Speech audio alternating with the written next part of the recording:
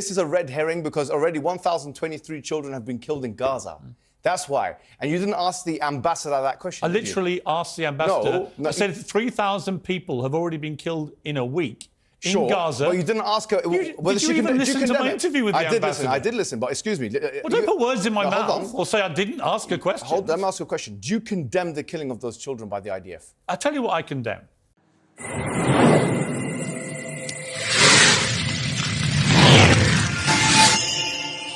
Welcome back. Last week I interviewed the DawahWise Ben Shapiro on the crisis in Israel. His powerful emotional analysis made headlines around the world. 5 million people have watched that interview so far, a measure of the enormous emotion and division this conflict has awoken. Well, among those viewers was محمد Hijab, the controversial pro-Palestine influencer with nearly 1 million YouTube subscribers of his own. Here's what he had to say about it. Do you think Piers Morgan, on fair grounds, would try and speak to me about an issue like this? Or Ben Shapiro, when they know what I'm going to come with? Absolutely not. Don't pretend you don't know who I am. You've been watching my videos. You know what I'm about. Your silence is deafening. And your cowardice is apparent. Well, محمد Hijab joins me now. Mohammed, thank you very much for coming in. I hadn't actually watched your videos. I have now. I've watched a few of them. I'm aware you've got a massive following. You've got nearly 1 million YouTube subscribers. You're an influential person. And you have a lot to say about this issue, obviously. So I thank you for coming in. But I'm not too cowardly to talk to you. I don't have a horse in this race. I think I've tried to straddle a divide of being fair-minded with all sides. I've had all voices on the show. I commend you for that, actually, to be honest, for bringing me on. But do realise I did caveat that with on fair ground. So let's hope that this interview is conducted. I intend to be completely fair. Yeah, sure. I promise you, because all I want to get to here is a real sense of what is going to happen. We can all look back at. We can all look back. Let me just. We can all look back. Before that, Piers. Yeah. Sorry, if you want to say fair grounds, you introduced me as a Palestinian controversial. I actually corrected myself. Right, so... I said pro-Palestinian. I meant to say pro-Palestinian. So why did the word controversial come into play? I think you're controversial. So are you. Yeah, I wouldn't deny So is that. the ambassador. Why didn't you introduce her in that manner? I'm happy to say that to many people, her views would be controversial. So why didn't you introduce me as the Oxford graduate? Do you want to be introduced as that? Yes. OK, you're an Oxford graduate. Go ahead. OK. No problem. You can be introduced as anything you like, frankly. It makes no difference to the debate. Let me ask you this. Where were you when you heard about what happened on October the 7th? I was at home. What was your reaction when you heard? I was actually very sickened by it. And this is something I do want to put on the table because I think it's fair for people to know this. In our religion, we do not believe, okay, as a Muslim, I am a Muslim, and I do not believe in the killing of any man, woman or children, non-combatants. That is not despite the religious teachings. That is because of the religious teachings. So in terms of condemning Hamas and just jumping straight into it, I condemn not only Hamas, but any other entity, okay, wherein it's proven that this has been done, that the killing of combatants has been done. Therein, I condemn any party that does it. Any party that kills people or strikes at people where it's more probable than not that it will hit a civilian target, I condemn them. And that's why I condemn the IDF. Because when they strike, they know that it's more probably than not going to hit civilian targets. They know that the majority of civilians or the majority of people that are going to be affected are civilians. We know that from the various operations that have been conducted. We know that because now in Gaza you find that there is a blockade, as you know, for 17 years, but also they're stopping them from electricity, water, which is a war crime under Geneva 4 of the Geneva Convention, Protocol 4 of the Geneva Convention. So this is something I'm surprised you didn't actually mention to the ambassador. But I did mention it. You didn't say it's a war crime. Well, I think it's an arguable point whether it's a war crime. OK, let me ask you now. They are saying, Israel, at the moment, Israel is adamant they are not breaching war crimes, right? It will be determined. But if we could, well, it will be determined whether that's the case. No, sorry. That's incorrect. Mohammed, let me make a point to you back on that. I think surely we can agree that what happened on October the 7th was a war crime. I mean, when people are taking grandmothers and executing them, kidnapping young children, when they're killing babies in their cribs, we can agree that's war crime, right? OK, babies... Can we? Surely, of course, 100%. Right. But babies in the crib, sorry, what was the evidence for that? You don't believe that happened? Sorry, CNN, the White House, Sky News, which you work for, all say... I don't work for Sky News.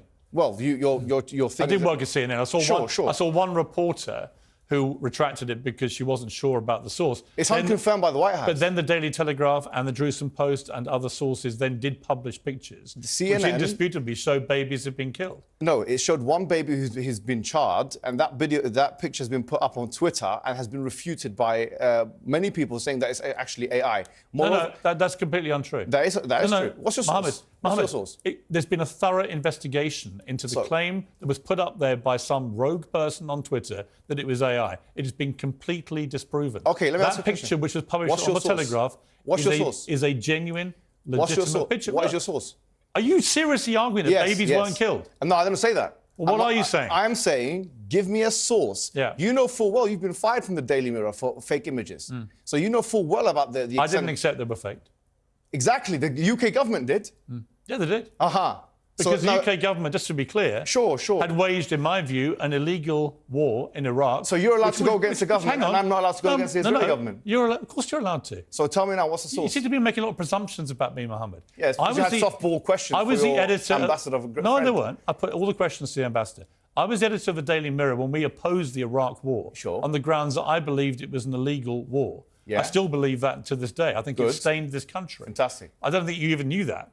I did know that. Right. But that's not the point I was making. I was making the point that if you're allowed to go against the government in their classification of an image, then if you have pro-Palestinian activists who are saying, actually, we need to see a source, shouldn't they be entitled to that? The Daily Telegraph published on page 3... Should they be entitled to that, yes or no? You're talking about, the Daily Telegraph said they had independently verified the picture, Mohammed. No, excuse me. If you're saying that their verification is wrong... No, excuse me. Primary source in academia... I know you've done a journalism degree, which is, frankly, it's not relevant to what we're talking about here anyway. Probably is to journalism, yeah. No, it's not to this conflict. But we, academics, require primary source evidence in order to make it... The Daily Telegraph said they verified the picture. That's a secondary source. Fine. You may say... That's a secondary source. You may say... That's a secondary source. Well, you may say you don't think it's genuine. I don't agree with you.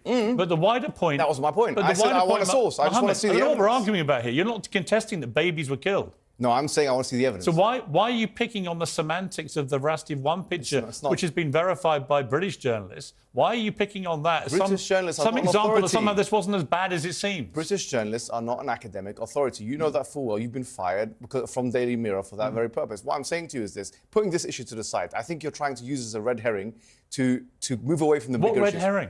This is a red herring because already 1,023 children have been killed in Gaza.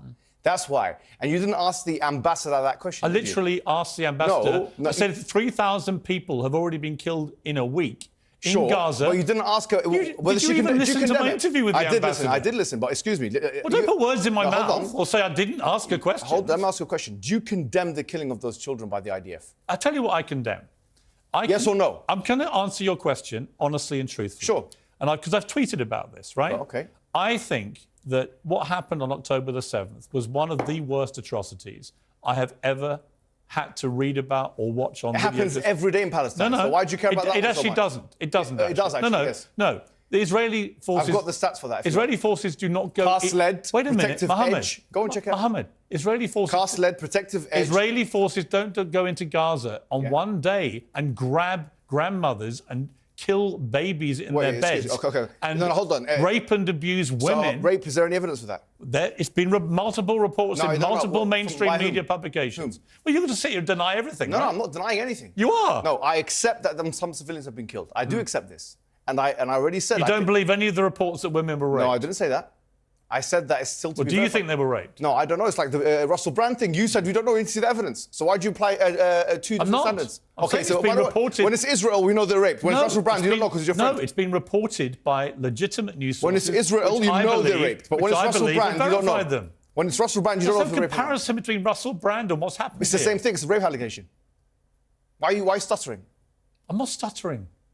You are stuttering. You don't have anything to say. You're contesting every single thing that I'm saying. Yeah, that's the point of an argument. At the end, 1,300 people were brutally murdered. 2,000 people have been killed on the other side. Abused. 2,000 people have been killed on the other side. I said that to the ambassador.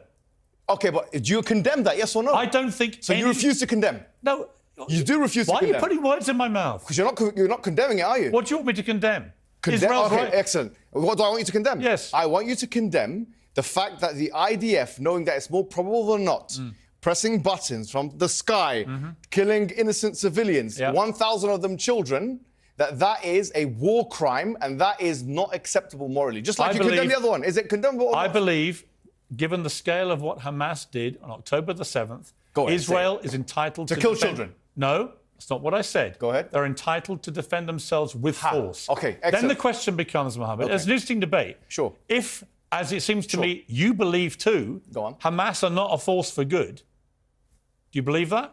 Well, I think that anybody who kills children and those elements of Hamas who are killing children... Right, so we can agree. So we agree. So my point is, if Israel's purpose is to rid the world of Hamas after the atrocity of October the 7th, how do they do that, given that Hamas embeds itself in civilian areas in the way that it does? Everyone knows that in Gaza. Okay. How do they do that in the surgically clean way that you seem to think they should be doing? Okay, can I say... How do you not kill civilians? Beautiful. I don't like any civilian death. Do you mind if I answer the question? I don't endorse any civilian death. Well, no. You don't condemn it, though, Hang on. Yeah.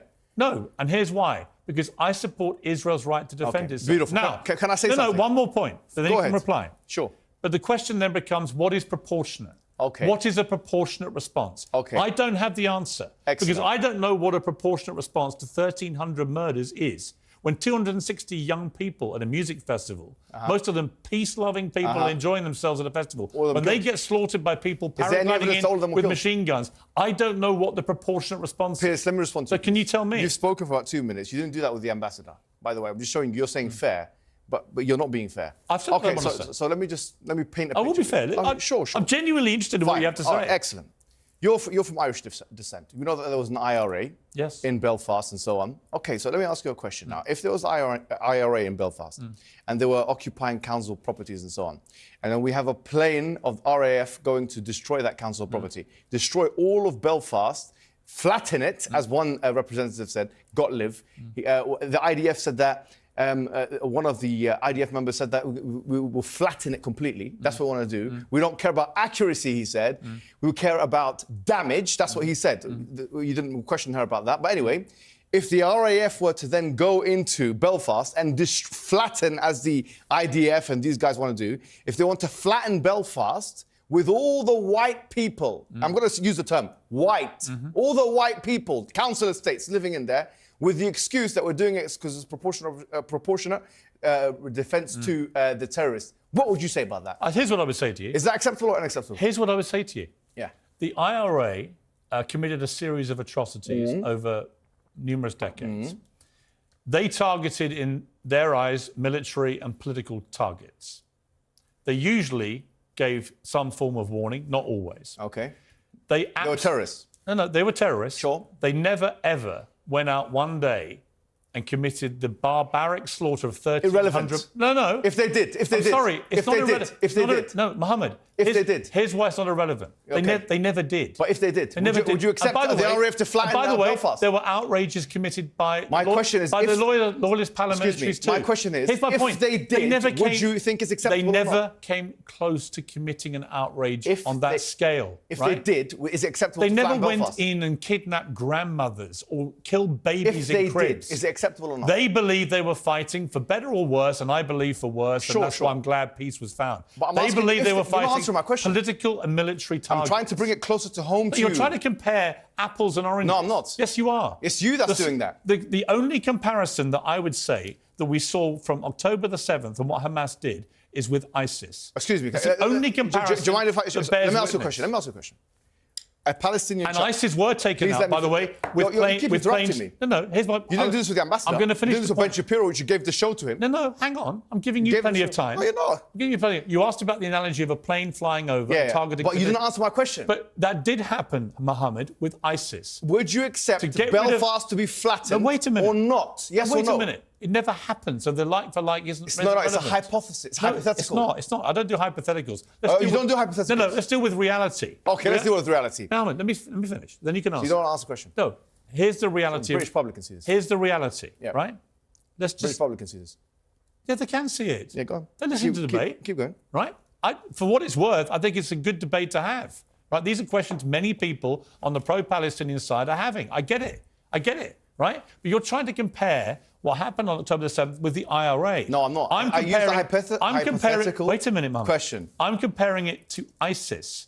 And the way that the world in the end dealt with ISIS actually was to use airstrikes. And many civilians were killed. There's a huge difference many innocent people died. They're not. You don't understand it because you have no idea of the religious... What's the difference between what happened on October the 7th and ISIS? The difference between the Palestinian resistance is the following, okay? Any kind of thing which has Palestinian resistance attached to it, and ISIS, which is a brand of tekfirism, okay, is that ISIS is just one of many brands of tekfirism, which you don't know what it is, which is a kind of excommunication type heresiological Islamic sect, okay? So if there's It's nihilistic mass murder. That's all they care about. Listen, I know what you're saying, but I'm saying something else. You agree with me, don't you? I do, but of course I do, but you're not understanding what I'm saying, so I'm trying to break it down. I am understanding what you're saying. What I'm saying is that anything... And I'm not anti-Palestinian, by the way. Sure, please, but... Over the many years, if you bothered to check what I said about it, I have always tried to shine a light on the plight of the Palestinians. Allow me to speak, please, because you're just talking over me. The difference between the two are the following, right? Even if we assume that the killing of combatants in most definitions of terrorism is something which brings someone to be a terrorist, okay?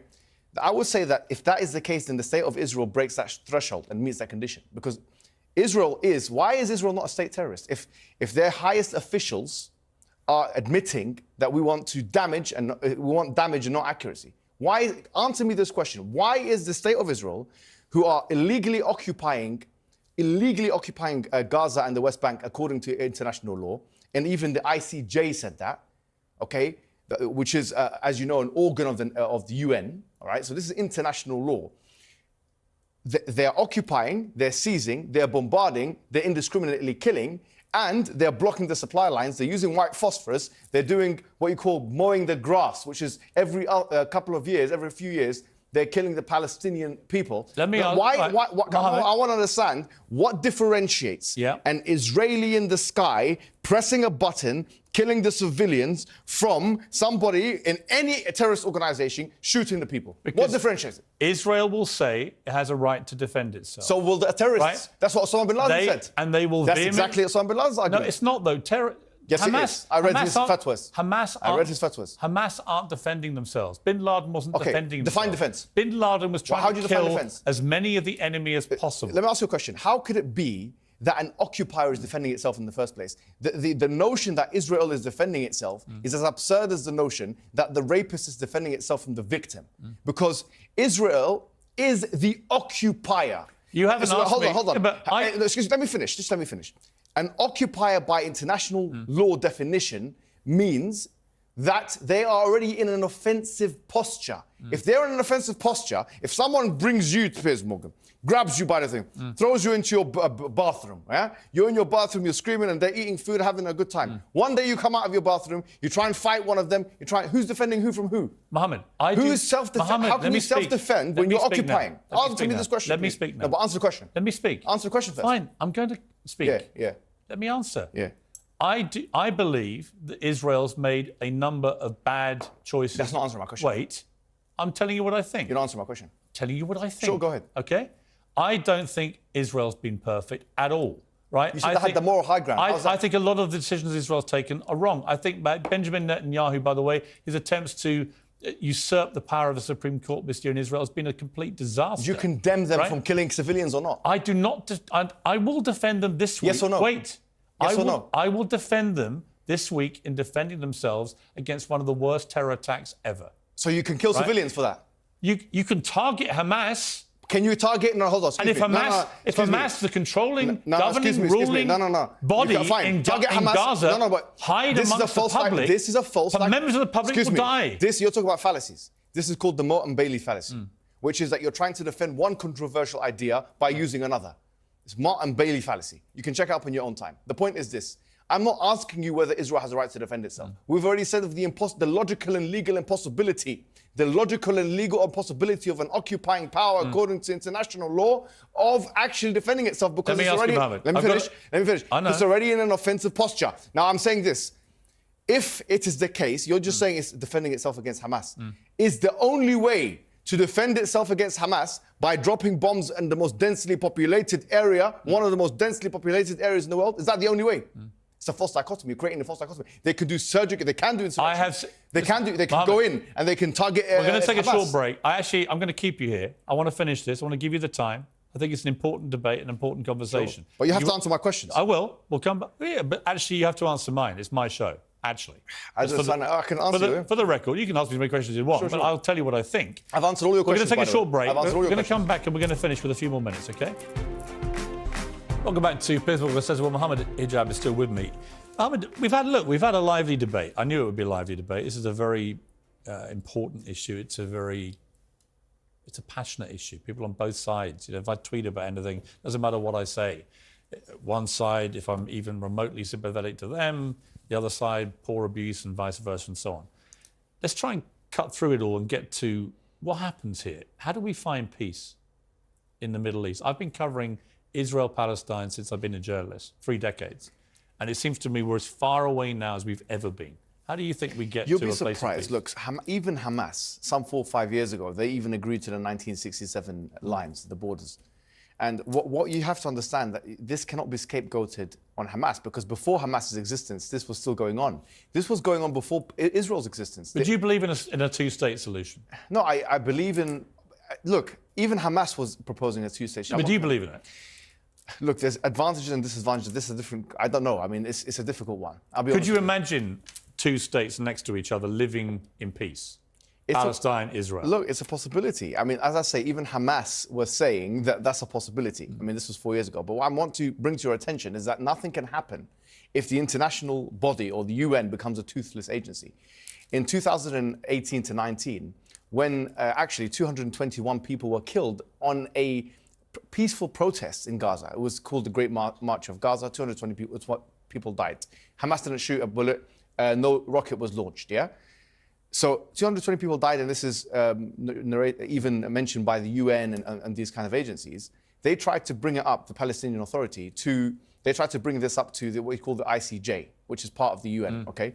What happened is the Donald Trump administration, they threatened to freeze the assets of the ICJ, which tells you the following. What are the Palestinian people to do? Because the fact of the matter is, if they try and bring it up... Let me ask you... let me finish the point. Let me finish the point. If they try and bring it up... We're running out of time. That's why I'm jumping in. If they try and bring it up to international law, it's thwarted. I do think international law matters. Sure. I just don't believe that any peace can be achieved with Hamas in charge. Do you? Before Hamas... Now, after what happened last weekend. Forget about last weekend. Last weekend is... Can't forget about last weekend. No, it's not. Before last weekend, before Hamas in 1987, this was still going on. But not on this scale. And worse. No, it wasn't as bad as this. What are you talking about? What happened on October 7th sorry, that shows ignorance of history. Was the single worst assault on a populace since 9/11. It was. Yom Kippur War was 2,600 people died, by the way. 1973. That's false. In one day? In one day, I don't know, about 600 people died in one day. Mohammed, I've got to leave it there. We've run out of time. I gave you more time than I planned to. I hope you appreciate that. Thank you. And I appreciate you coming in.